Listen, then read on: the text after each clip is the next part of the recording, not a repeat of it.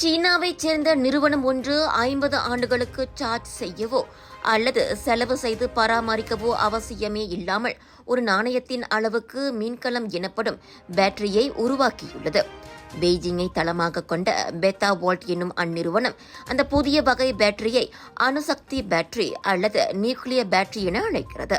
BV100 என பெயரிடப்பட்டுள்ள அந்த பேட்டரிகள் அமெரிக்கா, ஐரோப்பிய நாடுகளின் அறிவியல் ஆராய்ச்சி கண்டுபிடிப்புகளையே முந்தும் புதிய தொழில்நுட்பம் என பெத்தா வோல்ட் வர்ணித்திருக்கிறது.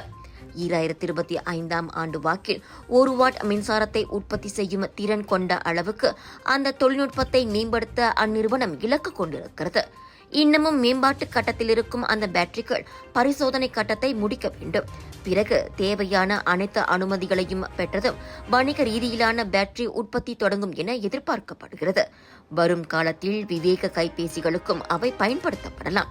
அப்போது வெளியில் செல்லும் போதெல்லாம் கைபேசிகளில் பேட்டரி தீர்ந்து விட்டதே என்ற கவலை நமக்கு இருக்காது என அந்நிறுவனம் கூறியிருக்கிறது.